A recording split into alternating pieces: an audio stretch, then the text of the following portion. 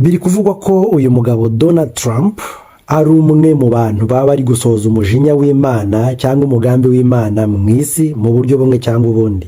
Igikorwa yakoze cyarushaho kwerekana imbaraga afite no kwerekana ko ashobora kuba ari gusohoza ibyahanuwe, avuga ko ari mu bantu bazazana umubabaro ariko nanone bakazana icyitwa ko ari amahoro bizasohozwa mu byahishuwe. Ese koko ni kubyemera cyangwa ntabwo ari kubyemera? Icyo nakubwira yakoze, wenda bishobora kuba utabyumvishe.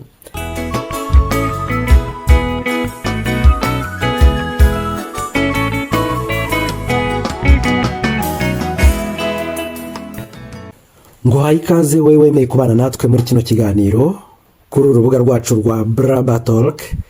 Ni ikaze cyane, turakwifuriza impagarike n'ubugingo ubigire byombi kuko ni ingenzi. Uyu munsi dufite ikiganiro kiryoshye, ikiganiro cy'umwihariko, ikiganiro kiri kuvugisha abantu benshi ku byerekeranye n'ibiherutse kuba muri Amerika ndetse no muri Venezuela. Uti umwihariko ni uwuhe? Umwihariko ni uko ntabwo ari politiki tugiyemo, ahubwo ni uko birebana na politiki ariko nanone bikarebana n'iyobokamana n'ubuzima busanzwe bw'abantu nk'uko dusanzwe tubuvugaho. Biri kuvugwa ko uyu mugabo Donald Trump ari umwe mu bantu baba bari gusohoza umujinya w'Imana cyangwa umugambi w'Imana mu isi mu buryo bumwe cyangwa ubundi. Birashoboka ko waba warabyumvishe cyangwa se bikaba byaratambutse mu matwi, hari aho wabisomye, birashoboka. Biri kuvugwa cyane rero nyuma y'aho akoreye igikorwa gikomeye cyo kujya mu gihugu cy'abandi agakora igikorwa giteye ubwoba cyo kwiba umuperezida. Ni ibintu bidasanzwe, ni ibintu ubundi birabujijwe ko igihugu gitera ikindi, noneho kujya kwiba umuperezida bakamutwara ni ikintu kiba kitemewe mu mategeko mpuzamahanga, kuko n'igihugu kuvogera umupaka w'ikindi nabyo ni ibintu bitemewe. Aho wabibona hose burya ntabwo biba byemewe, nta muperezida n'umwe wemerewe kubikora. Yagombye guhanwa n'akanama mpuzamahanga k'umutekano, ariko wakibaza ngo ako kanama ubundi ni bande bagahagarariye, ni bande bagategeka, gakoreshwa na bande, gahana bande kubera iki? Ibyo ngibyo byose ugiye kubireba usanga gahagarariwe n'ubundi n'ibyo bihugu bikomeye, Uburusiya, Amerika, Ubushinwa. Kandi iyo kimwe gikoze igikorwa ahantu mu gihugu runaka, ibindi byose biraceceka bikarebera kubera ko ari inyungu zabyo. Noneho aha ngaha turi kuvuga ntabwo ari uko ari mu nyungu z'ibihugu, ahubwo biri kuvugwa ko ari gusohoza ibyahanuwe, ari gusohoza ibyahishuwe. Dusanga mu bice 13 by'ibyahishuwe aho bavuga inyamaswa ngo yaturutse mu ishyamba, yaturutse mu nyanja, ikaza igahabwa imbaraga n'ubushobozi. Ugakomeza hepfo bakavuga ko ngo yahawe no gutegeka isi, igatwara abera bose ndetse ikageza n'ubwo izabigarurira. Bavuga ko izaza ari umuntu uzaza yitwaje ko ari umunyamahoro, akavuga ko agiye kugarura amahoro ku isi yose, kuko hazaba hari akaduruvayo n'amahane menshi. Noneho yamara kuyigarurira bakamuyoboka, agasigara avuga ati noneho nimuhindukire mu nsenge. Igikorwa yakoze rero ni igikorwa gikomeye. Amaze iminsi yari yise ko ari umwami w'amahoro, ko ari umutegetsi ugomba kuzana amahoro mu isi. Mu minsi yashize yavuze ko amaze guhagarika intambara zigeze mu 8 zo mu isi, kandi intambara zikomeye. Harimo n'intambara ngo yari imaze imyaka 30 hafi aho ngaho muri Kongo. Iyo ugiye kwitegereza rero usanga hari ibyo yakoze muri Israeli, agafata umurwa wa Yerusalemu akavuga ko ubaye umurwa mukuru wa Israeli, kandi ubundi wari uwo muri Palestina. Yarabikoze, abantu bavuza induru, ariko biranga biraba kubera ko nyine ni imbaraga zikomeye baba bakoresheje. Biriya bihugu birahambaye, bifite imbaraga ntagereranywa. Noneho rero arongera, iyo urebye ibyo Uburusiya bwakoze kwa Zelensky ubona ari ikintu gikomeye cyane. Ubona intambara Uburusiya bwateje intambara, ariko abandi bararebera bakaza kuvuga ngo bari gufasha Ukraine, ngo bari kuyifasha kurwana, bakohereza imbunda, bakohereza ibiryo, ariko nta n'umwe uhagarara ngo avuge ngo duhagaritse intambara, Ukraine isubirana agace kayo, hanyuma n'abaturage bongera babona amahoro. Intambara iracyarimo, reba imyaka imaze, urebe ibintu biraturikira, urebe abantu bahapfira, ariko ntawe ushobora kuza ngo uhagarike intambara. igikorwa yakoze cyarushaho kwerekana imbaraga afite no kwerekana ko ashobora kuba ari gusohoza ibyahanuwe, avuga ko ari mu bantu bazazana umubabaro ariko nanone bakazana icyitwa ko ari amahoro bizasohozwa mu byahishuwe. Ese koko ni kubyemera cyangwa ntabwo ari kubyemera? Icyo nakubwira yakoze, wenda bishobora kuba utabyumvishe, yohereje ingabo nyinshi, yohereza indege 150 zinjira mu gihugu cya Venezuela gikize kuri peteroli, gikize ku mabuye y'agaciro, ndetse baragenda bararwana, bafata perezida wa Venezuela ariwe bita ngo ni Nicolas Maduro n'umugore we, barabazana babajyana muri Amerika aho bagiye gucirwa urubanza. Icyo ni igikorwa gikomeye cyane, isi yose yahungabanye, abaperezida b'abanyagitugu batangiye gutinya, kugira ubwoba, aho bari bagiye ugasanga barahinduye ingendo, ugasanga batangiye gutinya kuva mu bihugu byabo. Ariko icyo turi kuganiraho ni ukuvuga ngo haravugwa ko yaba ari umwe mu bantu bari gusohoza umugambi w'Imana cyangwa se umujinya w'Imana muri iyi si ku bantu bamwe b'abanyagitugu cyangwa se b'abanyamahane, ndetse n'iby'intambara muri ubwo buryo. Uwo mugabo watwawe ninde? Ni perezida muri Venezuela guhera mu 2014 ubwo yasimbuye uwitwa Hugo Chavez.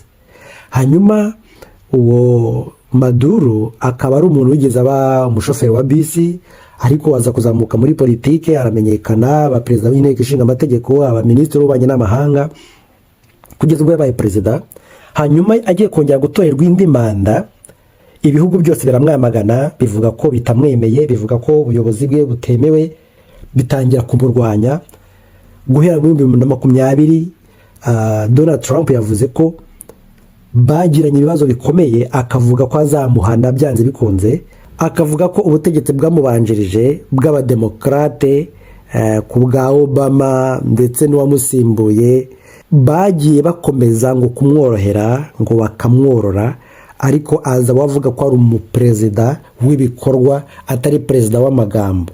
Bakavuga rero ko uyu muperezida wamubanjirije ariwe Joe Biden, ngo yakomeje kuvuga ngo azashyikirana nawe, ngo bazavugana, ngo bazashyikirana, ariko Donald Trump aravuga ngo njyewe ndi umuperezida w'ibikorwa, ntabwo nshyigikiye amagambo, ngomba guhana, nkerekana ko Amerika ari igihugu cy'igihangange, ari gushaka no kwerekana ko ari ya nyamaswa nyine ngo yakuwe mu mazi.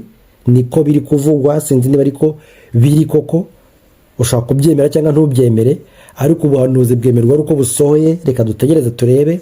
Akavuga ko Amerika igomba kuba igihugu cy'igihangange ku isi, akavuga ko ubushobozi bakoresheje nta n'ahandi na hamwe buri, kandi akaba yiteguye kuzajya guhondagura. Yavuze ngo yakoresheje inyundo hama, ngo ajya guhondagura umujyi wabo, ahondagura abasirikare babo.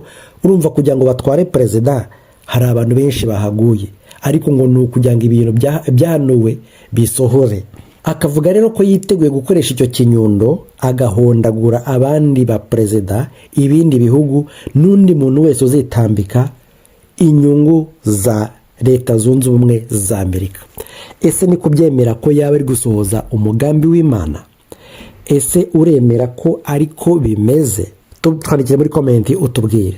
Reka nkubwire ngo kurikira iki kiganiro uko nyir'ubwite yabyivugiye ndetse nabo bari kumwe, hanyuma umenye icyavuzwe, nawe uvuga uti byaba ari byo koko ari gusohoza ibyahanuwe cyangwa se ntago ari byo, ntago byari byaza.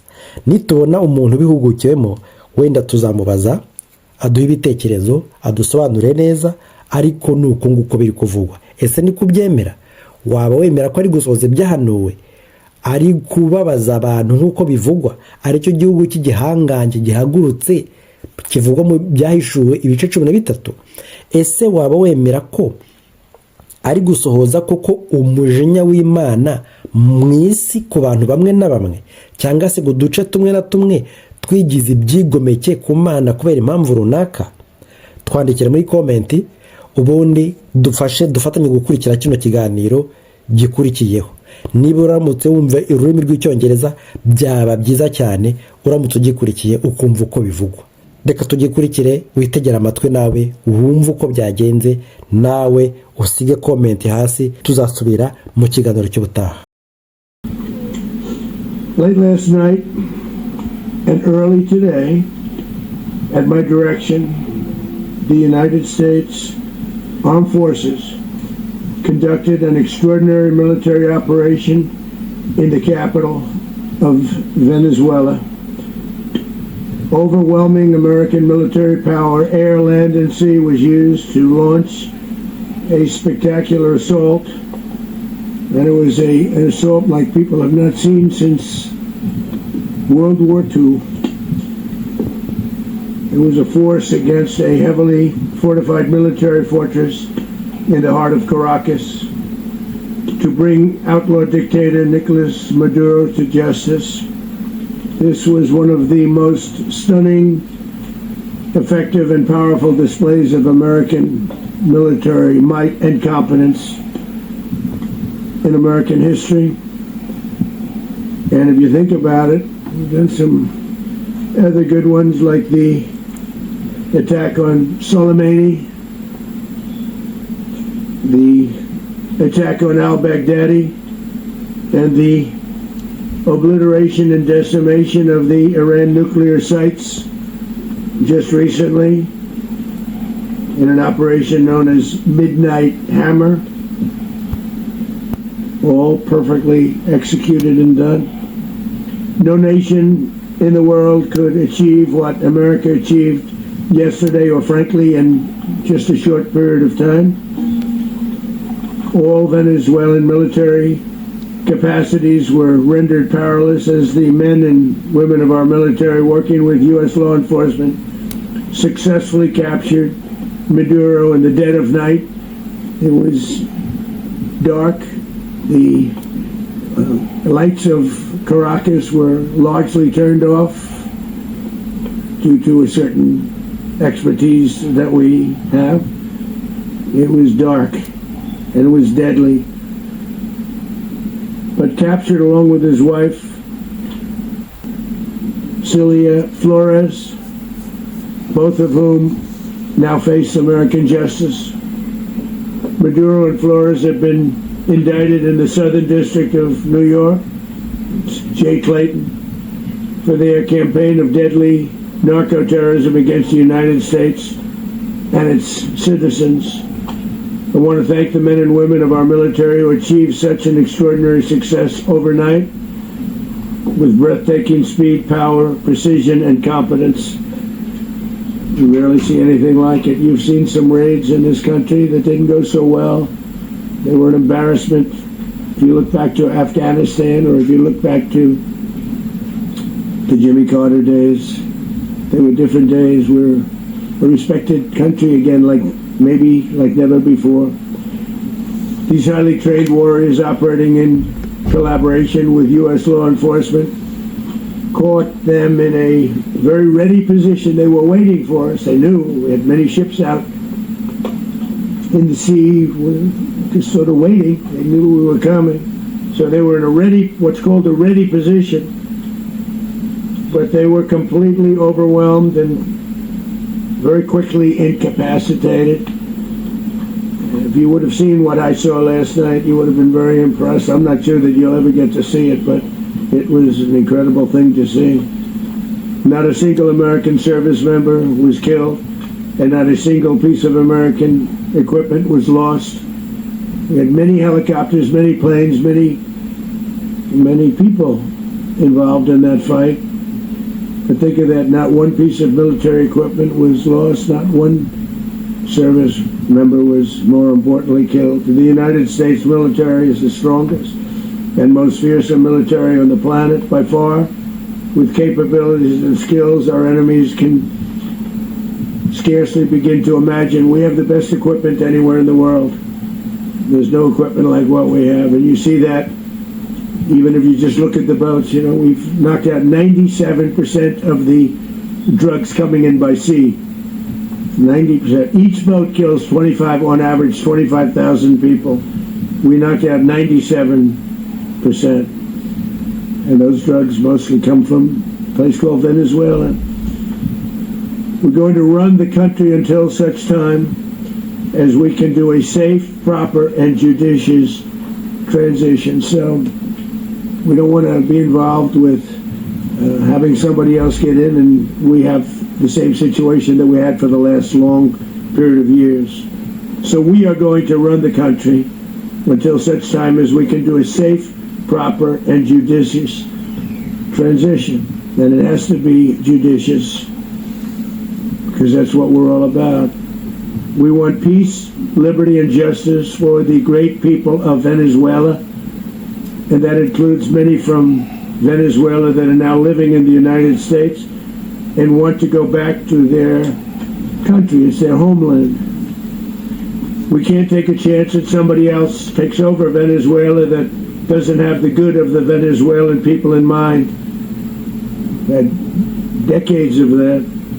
We're not going to let that happen. We're there now, and what people don't understand, but they understand as I say this, we're there now, but we're going to stay until such time as the proper transition can take place. So we're going to stay until such time as we're going to run it, essentially, until such time as a proper transition can take place. As everyone knows, the oil business in Venezuela has been a bust, a total bust, for a long period of time. They were pumping almost nothing by comparison to what they could have been pumping and what could have taken place.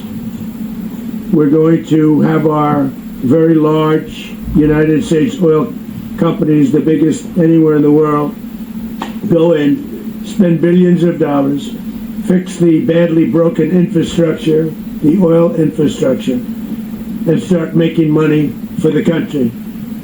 And we are ready to stage a second and much larger attack if we need to do so. So we were prepared to do a second wave if we needed to do so. We actually assumed that a second wave would be necessary, but now it's probably not. The first wave, if you'd like to call it that, the first attack was so successful, we probably don't have to do a second, but we're prepared to do a second wave, a much bigger wave, actually. This was pinpoint, but we have a much bigger wave that probably won't have to do. This partnership of Venezuela with the United States of America, a country that everybody wants to be involved with because of what we were able to do and accomplish, will make the people of Venezuela rich, independent, and safe. And it will also make the many, many people from Venezuela that are living in the United States extremely happy. They suffered. They suffered. So much was taken from them. They're not going to suffer anymore. The illegitimate dictator Maduro was the kingpin of a vast criminal network responsible for trafficking colossal amounts of deadly and illicit drugs into the United States. As alleged in the indictment, he personally oversaw the vicious cartel known as Cartel de las Solas, which flooded our nation with lethal poison, responsible for the deaths of countless Americans, many, many Americans, hundreds of thousands over the years of Americans died because of him. Maduro and his wife will soon face the full might of American justice and stand trial on American soil. Right now they're on a ship they'll be heading to, ultimately, New York, and then a decision will be made, I assume, between New York and Miami or Florida. But we have people where the overwhelming evidence of their crimes will be presented in a court of law. And I've seen it. I've seen what we have. It's both horrible and breathtaking that something like this could have been allowed to take place. For many years after his term as president of Venezuela expired, Maduro remained in power and waged a ceaseless campaign of violence, terror, and subversion against the United States of America, threatening not only our people, but the stability of the entire region. And you all saw it. In addition to trafficking gigantic amounts of illegal drugs that inflicted untold suffering and human destruction all over the country, all over in particular the United States. Maduro sent savage and murderous gangs, including the bloodthirsty prison gang, Tren de Aragua, to terrorize American communities nationwide, and he did indeed. They were in Colorado. They took over apartment complexes. They cut the fingers off people if they called police. They were brutal, but they're not so brutal now.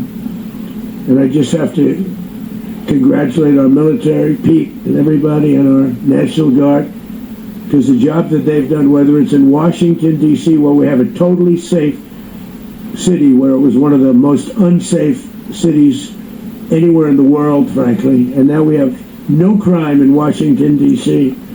We haven't had a killing. We had the terrorist attack a few weeks ago. A little bit of a different kind of a threat, but we haven't had a killing in a long period of time, 6-7 months. We used to have on average two a week in Washington, our capital. We don't have that anymore. The restaurants are opening. Everyone's happy. They're going, they're walking their daughters, they're walking their children, their wives, they walk to restaurants. Restaurants are opening all over Washington, D.C.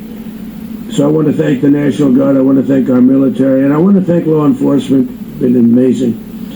And they should do it with more cities. We're doing it, as you know, and we're doing it in Memphis, Tennessee right now, and crime is down. It just sort of started a few weeks ago, but crime is down now 77%. And the governor of Louisiana called, great person, and he wanted us to help him, as you know, in a certain very nice part of Louisiana, and we have done that. It was a rough section, and we have crime down. I understand we did a very small help because we had no working ability with the governor. The governor was a disaster, and the mayor was a disaster, but it knocked down crime. But we're pulling out of there. When they need us, we'll know. You'll know. You'll be writing about it. And likewise, Los Angeles, where we saved Los Angeles early on, where the head of the police department made a statement that if the federal government didn't come in, we would have lost Los Angeles. That's long after the fires. That's when they had the riots in Los Angeles. We did a great job. Got no credit for it whatsoever, but that's okay. It doesn't matter. We don't need the credit. But we'll be pulling out when they need us. They'll call, or we'll go back if we have to. We'll go back. But we did a great job in various cities. But the place that we're very proud of is Washington, D.C., because it's our nation's capital. We took it from being a crime-ridden mess to being one of the safest cities in the country. But the gangs that they sent raped, tortured, and murdered American women and children. They were in all of the cities I mentioned, Tren de Aragua. And they were sent by Maduro to terrorize our people, and now Maduro will never again be able to threaten an American citizen or anybody from Venezuela. There will no longer be threats. For years I've highlighted the stories of those innocent Americans whose lives were so heartlessly robbed by this Venezuelan terrorist organization. Really one of the worst, they say the worst. Americans like 12-year-old Jocelyn Nungari from Houston. Beautiful Jocelyn Nungari, what happened to her? They, as you know, they kidnapped, assaulted, and murdered by Tren de Aragua animals. They murdered Jocelyn and left her dead under the bridge. There was a bridge that will never be the same to so many people after seeing what happened. As I've said many times, the Maduro regime emptied out their prisons, sent their worst and most violent monsters into the United States to steal American lives. And they came from mental institutions and insane asylums. They came from prisons and jails. The reason I say both, they sound similar. Actually, prisons a little bit more hostile, a little bit tougher. A mental institution isn't as tough as an insane asylum, but we got them both. They sent from their mental institutions, they sent from their jails, prisons. They were drug dealers, They were drug kingpins. They sent everybody bad into the United States. But no longer. And we have now a border where nobody gets through. In addition, Venezuela unilaterally seized and sold American oil, American assets, and American platforms, costing us billions and billions of dollars. They did this a while ago, but we never had a president that did anything about it. They took all of our property. It was our property. We built it. And we never had a president that decided to do anything about it. Instead, they fought wars that were 10,000 miles away. We built Venezuela oil industry with American talent, drive, and skill, and the socialist regime stole it from us during those previous administrations, and they stole it through force. This constituted one of the largest thefts of American property in the history of our country. Considered the largest theft of property in the history of our country. Massive oil infrastructure was taken like we were babies, and we didn't do anything about it. I would have done something about it. America will never allow foreign powers to rob our people and drive us back into and out of our own hemisphere. That's what they did. Furthermore, under the now deposed dictator Maduro, Venezuela was increasingly hosting foreign adversaries in our region and acquiring menacing offensive weapons that could threaten U.S. interests and lives. And they used those weapons last night. Potentially in league with the cartels operating along our border. All of these actions were in gross violation of the core principles of American foreign policy, dating back more than 2 centuries. And not anymore. All the way back, it dated to the Monroe Doctrines. And the Monroe Doctrine is a big deal, but we've superseded it by a lot, by a real lot. They now call it the Monroe Document. I don't know. It's Monroe Doctrine. We sort of forgot about it. It was very important, but we forgot about it. We don't forget about it anymore. Under our new national security strategy, American dominance in the Western Hemisphere will never be questioned again. Won't happen. So just in concluding, for decades, other administrations have neglected or even contributed to these growing security threats in the Western Hemisphere. Under the Trump administration, we are reasserting American power in a very powerful way in our home region. And our home region is very different than it was just a short while ago. The future will be, and we did this in my first term. We had great dominance in my first term, and we have far greater dominance right now. Everyone's coming back to us. The future will be determined by the ability to protect commerce and territory and resources that are core to national security. These are core to our national security. Just like tariffs are, they've made our country rich, and they've made our national security stronger than ever before.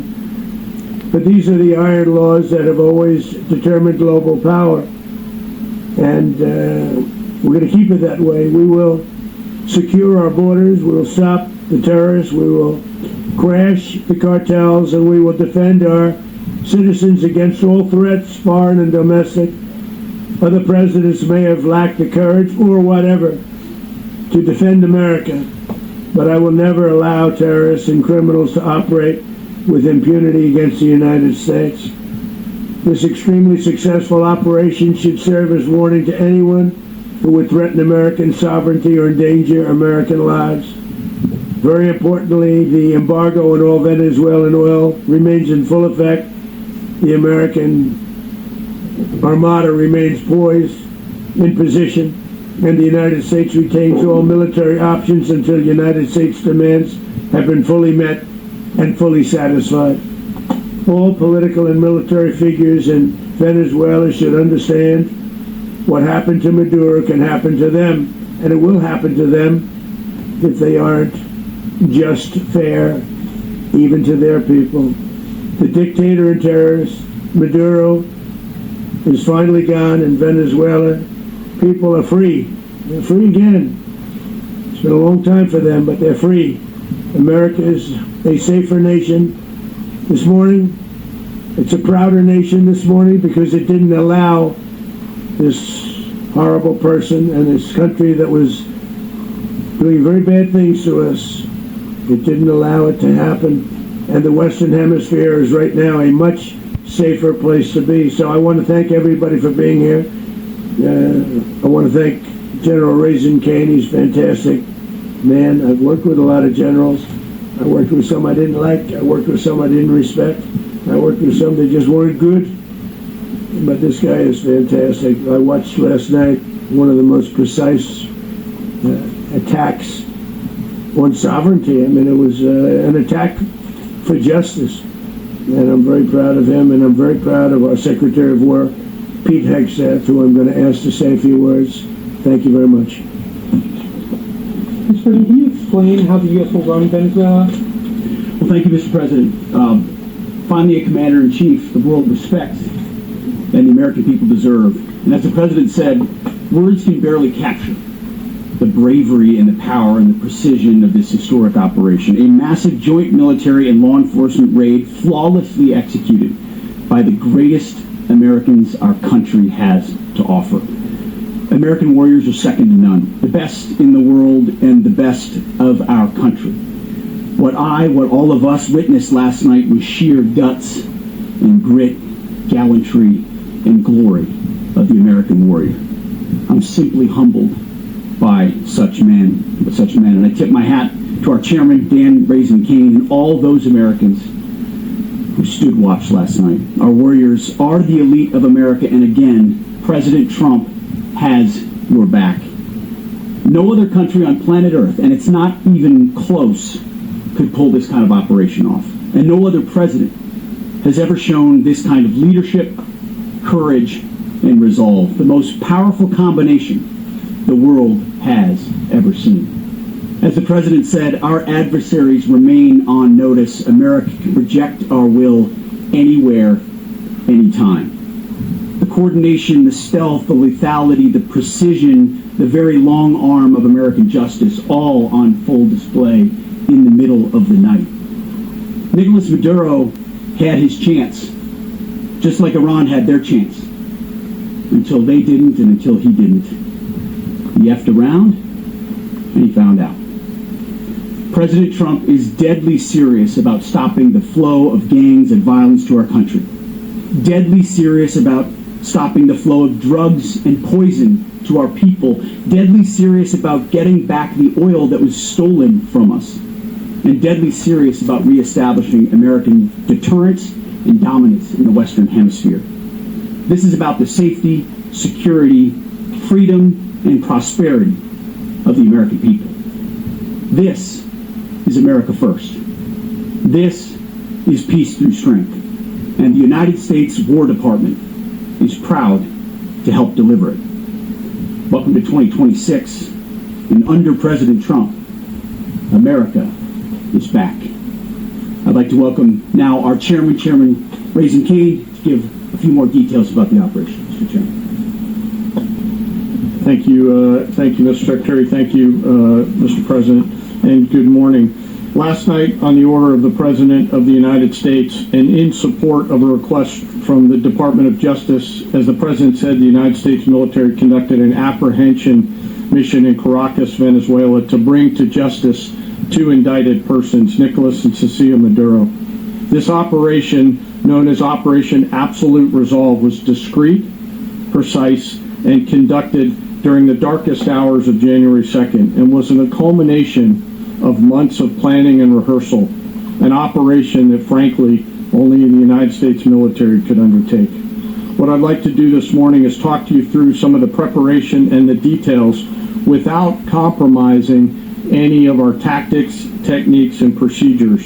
There is always a chance that we'll be tasked to do this type of mission again. Our interagency work began months ago and built on decades of experience of integrating complex air, ground, space, and maritime operations. While the past 2 decades have honed the skills of our special operations forces, this particular mission required every component of our joint force, with soldiers, sailors, airmen, Marines, and Guardians, working in unison with our intelligence agency partners and law enforcement teammates in an unprecedented operation.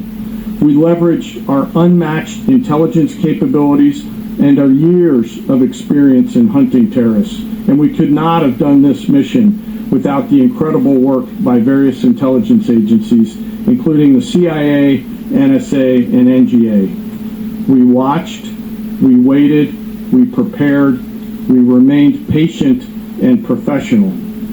This mission was meticulously planned, drawing lessons from decades of missions over the last many years, many missions over these last many years. This was an audacious operation that only the United States could do. It required the utmost of precision and integration within our joint force. And the word integration does not explain the sheer complexity of such a mission. An extraction so precise it involved more than 150 aircraft launching across the Western Hemisphere in close coordination, all coming together in time and place to layer effects for a single purpose: to get an interdiction force into downtown Caracas while maintaining the element of tactical surprise. Failure of one component of this well-oiled machine would have endangered the entire mission, and failure is never an option for America's joint force. Those in the air over Caracas last night were willing to give their lives for those on the ground and in the helicopters. Let me talk a little bit about the preparation. After months of work by our intelligence teammates to find Maduro and understand how he moved, where he lived, where he traveled, what he ate, what he wore, what were his pets, in early December, our force was set pending a series of aligned events. Key was choosing the right day to minimize the potential for civilian harm and maximize the element of surprise, and minimize the harm to the indicted personnel so, as the President said, they could be brought to justice. And as the President said earlier today, weather in Venezuela is always a factor this time of the year. And over the weeks through Christmas and New Year's, the men and women of the United States military sat ready, patiently waiting for the right triggers to be met and the President to order us into action. Last night, the weather broke just enough, clearing a path that only the most skilled aviators in the world could maneuver through. Ocean, mountain, low cloud ceilings, but when tasked with a mission, this organization does not quit. At 10:46 p.m. Eastern Time last night, the President ordered the United States military to move forward with this mission. He said to us, and we appreciate it, Mr. President, good luck and Godspeed. And those words were transmitted to the entire joint force. Over the course of the night, aircraft began launching from 20 different bases on land and sea across the Western Hemisphere. In total, more than 150 aircraft, bombers, fighters, intelligence, reconnaissance, surveillance, rotary wing were in the air last night. Thousands and thousands of hours of experience were airborne. Our youngest crew member was 20, and our oldest crew member was 49, and there's simply no match for American military might. As the night began, the helicopters took off with the extraction force, which included law enforcement officers, and began their flight into Venezuela at 100 feet above the water. As they approached Venezuelan shores, the United States began layering different effects provided by Spacecom, Cybercom, and other members of the interagency to create a pathway. Overhead, those forces were protected by aircraft from the United States Marines, the United States Navy, the United States Air Force, and the Air National Guard. The force included F-22s, F-35s, F-18s, EA-18s, E-2s, B-1 bombers, and other support aircraft, as well as numerous remotely piloted drones. As the force began to approach Caracas, the Joint Air Component began dismantling and disabling the air defense systems in Venezuela, employing weapons to ensure the safe passage of the helicopters into the target area.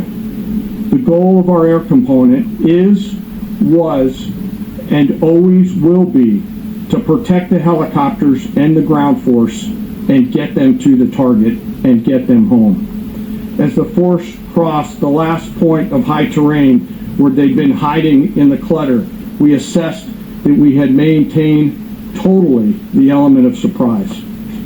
As the helicopter force ingressed towards the objective at low level, we arrived at Maduro's compound at 1:01 a.m. Eastern Standard Time, or 2:01 a.m. Caracas local time, and the apprehension force descended into Maduro's compound and moved with speed, precision, and discipline towards their objective and isolated the area to ensure the safety and security of the ground force while apprehending the indicted persons. On arrival into the target area, the helicopters came under fire, and they replied with that fire with overwhelming force and self-defense. One of our aircraft was hit, but remained flyable, and as the President said earlier today, all of our aircraft came home, and that aircraft remained flyable during the rest of the mission. As the operation unfolded at the compound, our air and ground intelligence teams provided real-time updates to the ground force, ensuring those forces could safely navigate the complex environment without unnecessary risk. The force remained protected by overhead tactical aviation. Maduro and his wife, both indicted, gave up and were taken into custody by the Department of Justice, assisted by our incredible U.S. military with professionalism and precision, with no loss of U.S. life. After securing the indicted persons, the force began to prep for departure. Helicopters were called in to exfiltrate the extraction force, while fighter aircraft and remotely piloted aircraft provided overhead coverage and suppressive fire. There were multiple self-defense engagements as the force began to withdraw out of Venezuela. The force successfully exfiltrated and returned to their afloat launch bases, and the force was over the water at 3:29 a.m. Eastern Standard Time with indicted persons on board. And both Maduro and his wife were embarked aboard the USS Umujinya. In closing, what we've witnessed today is a powerful demonstration of America's joint force. We think, we develop, we train, we rehearse, we debrief, we rehearse again and again, not to get it right, but to ensure that we cannot get it wrong. Our jobs are to integrate combat power so when the order comes, we can deliver overwhelming force at the time and the place of our choosing against any foe anywhere in the world. I am immensely proud today of our joint force and filled with gratitude to represent them here today. There is simply no mission too difficult for these incredible professionals and the families that stand by them and support them. As we stand here this morning, our forces remain in the region at a high state of readiness, prepared to project power, defend themselves, and our interests in the region. This operation is a testament to the dedication and unwavering commitment to justice and our resolve to hold accountable those who threaten peace and stability. In closing, I want to express my heartfelt gratitude to the brave men and women who executed this mission. Their courage and tireless commitment to our nation are what makes us strong. Thank you, Mr. Secretary, and thank you, Mr. President of Venezuela. That's not just us saying it. The first Trump administration, the Biden administration, the second Trump administration, none of those three recognize him. He's not recognized by the European Union and multiple countries around the world. He is a fugitive of American justice with a $50 million reward, which I guess we saved $50 million. And make sure. yeah, exactly. But Don't let anybody claim it. Nobody deserves it but us. But I want to be clear about one thing. Nicolas Maduro had multiple opportunities to avoid this. He was provided multiple very, very, very generous offers and chose instead to act like a wild man, chose instead to play around. And the result is what we saw tonight. The other message here is the following. You have a guy like many people around the world, they like to play games. You have a guy who decides he's going to invite Iran into his country, is going to, do the confiscation of American oil companies, is going to flood our country with gang members, is going to take Americans prisoner and try to hold them for hostage and trade them like he was able to do with the Biden administration. Basically likes to play games all this time and thinks nothing's going to happen. And I hope what people now understand is that we have a president. The 47th president of the United States is not a game player. When he tells you that he's going to do something, when he tells you he's going to address a problem, he means it. He actions it. I can tell you, I've watched this process now for 14, 15 years, been around it. Everybody talks, I'm going to do this, I'm going to do that. When I get there, we're going to do this, we're going to say, this is a president of action. Like, I don't understand yet how they haven't figured this out. And now, if you don't know, now you know. Because this is the way it's going to play out. And I think people need to understand that this is not a president that just talks and does letters and press conferences. And, if he says he's serious about something, he means it. And this is something that was a direct threat to the national interest of the United States, and the president addressed it. It's a president of peace, by the way. I told you what I just said earlier. This guy had multiple opportunities to find his way somewhere else and figure out another. He could have been living somewhere else right now very happy, but instead he wanted to play big boy. And so now, he's got other sets of problems on his hands. And but I think that the message here should be for the world. But the president doesn't go out looking for people to pick fights with. He's not. Generally wants to get along with everybody. We'll talk and meet with anybody. But don't play games. Don't play games with this president's in office, because it's not going to turn out well. And so I hope that, I guess that lesson was learned last night, and we hope it will be instructive moving forward. Mr. President.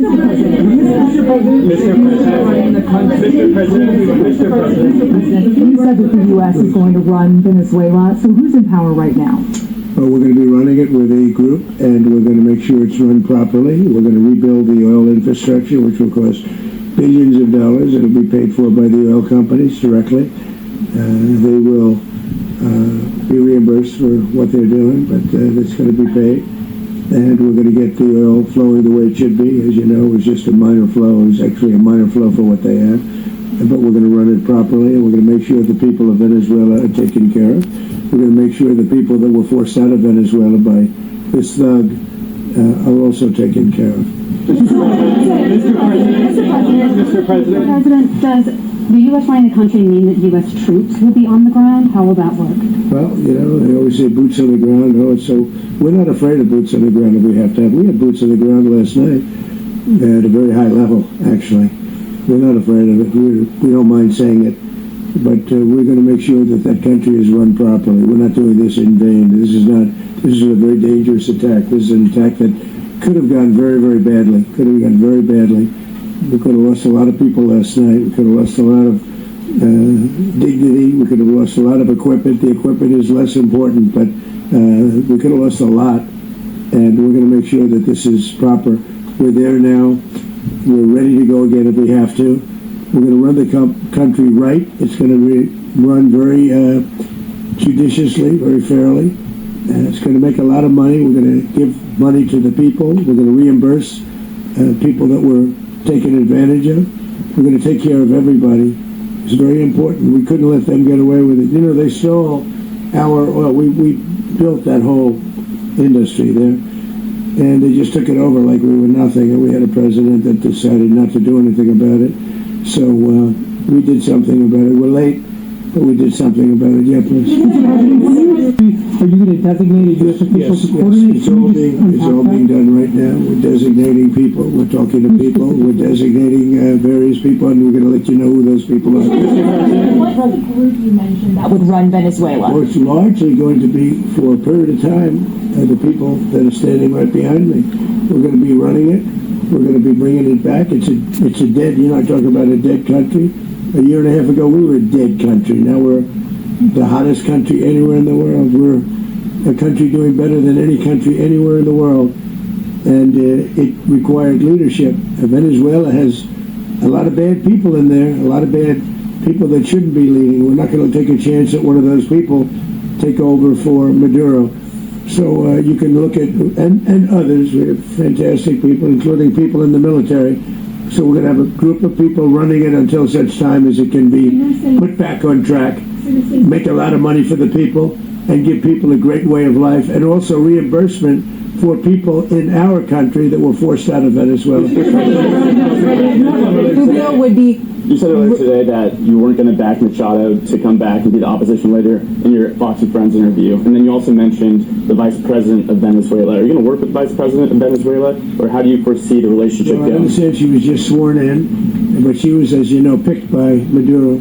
So Marco's working on that directly. Just had a conversation with her, and she's essentially willing to do what we think is necessary to make Venezuela great again. Very simple. Mr. President, Colombian President Gustavo Petro, a couple weeks ago, he said he's got to watch his ass. And today, he said he's not concerned about anything happening to him in the aftermath of this operation. So, just what your message is? Well, he has cocaine mills. He has factories where he makes cocaine. And yeah, I think I stick by my first statement. He's making cocaine and sending it into the United States, so he does have to watch his ass. Did he notify any members of Congress in advance? Marco, do you want to talk about that? Because you were involved in Sure. it. We called members of Congress immediately after. This was not the kind of mission that you can do congressional notification on. It was a trigger-based mission in which conditions had to be met night after night. We watched and monitored that for a number of days. So it's just simply not the kind of mission you can call people and say, hey, we may do this at some point in the next 15 days. But it's largely a law enforcement function. Remember, at the end of the day, at its core, this was an arrest of 2 indicted fugitives of American justice, and the Department of War supported the Department of Justice in that job. Now, there are broader policy implications here, but it's just not the kind of mission that you can pre-notify because it endangers the mission. Also, if I could add one thing to that, Congress has a tendency to leak. This would not be good. If they leaked, General, I think it would have been maybe a very different result. But I have to say, they knew we were coming at some point, a lot of ships out there, they sort of knew we were coming. But Congress will leak, and we don't want leakers. You were one of the only people to watch this all play out live. What was Maduro doing when the U.S. forces entered what I assume would be his home? And also, was there any point where the U.S. was considering if Maduro pushed back or resisted killing Maduro? It could have happened. It could have happened. He was trying to get into a safe place. The safe place is all steel. And he wasn't able to make it to the door because our guys were so fast. They went through the opposition so fast. And there was a lot of opposition. People were wondering, do we get them by surprise? Sort of surprised, but they were waiting for something. There was a lot of opposition. There was a lot of gunfire. You saw some of it today. But he was trying to get to a safe place, which wasn't safe because we would have had the door blown up in about 47 seconds, they say on average, regardless of how thick the steel was. It was a very thick door. It was a very heavy door, but he was unable to get to that door. He made it to the door. He was unable to close it. So where is Maduro going to be? Where is Maduro going to be in the time being right now? Do you know his exact Well, whereabouts? eventually, ultimately, in the near future, he's going to be brought to New York. And where is he going to be held? Where is he going to be held in New York? Do you know? That's going to be up to the officials that do these things. Mr. President, the U.S. has something of a mixed track record of ousting dictators without necessarily a plan for what comes afterwards. Did that weigh on your decision? Well, that's why we had different presidents, but with me, that's not true. With me, we've had a perfect track record of winning. We win a lot, and we win. If you look at Soleimani, you look at al-Baghdadi, you look at the Midnight Hammer. Midnight Hammer was incredible. Right now, you wouldn't have peace in the Middle East. We have essentially peace in the Middle East because of that. If we weren't successful with Midnight Hammer, you wouldn't have peace in the Middle East. So, with me, you've had a lot of victory. You've had only victories. You've had no losses. Yeah. Mr. President, can you? How long do you expect the U.S. to run Venezuela, and how soon do you want the Venezuelan people to hold elections? So I'd like to do it quickly, but it takes a period of time. We're rebuilding. We have to rebuild their whole infrastructure. The infrastructure is rotted. It's actually very dangerous. It's blow-up territory. Oil is very dangerous. It's a very dangerous thing to take out of the ground. It can kill a lot of people. It has killed a lot of people doing just that. The infrastructure is old. It's rotted. Much of it is stuff that we put there 25 years ago, and we're going to be replacing it. And we're going to take a lot of money out so that we can take care of the country. What is your message, Rubio? And Mr. President, China, Russia, and Iran have interests in Venezuela. How does this operation affect your relationships with them when Well, it in comes terms to of oil and China drugs? and Russia, Russia when we get things straightened out. But in terms of other countries that want oil, we're in the oil business. We're going to sell it to them. We're not going to say we're not going to. In other words, we'll be selling oil probably in much larger doses because they couldn't produce very much because their infrastructure was so bad. So we'll be selling large amounts of oil to other countries, many of whom are using it now, but I would say many more will come.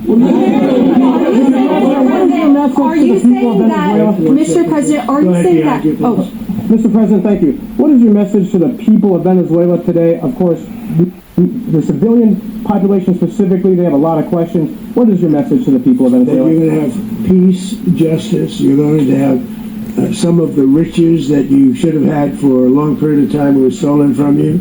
But you're going to have peace and you're going to have safety. You're going to have justice. You're going to have a country. You're going to have a real country. You're going to have potentially a great country. You know, if you go back 20 years, maybe even a little longer ago, that was a great country.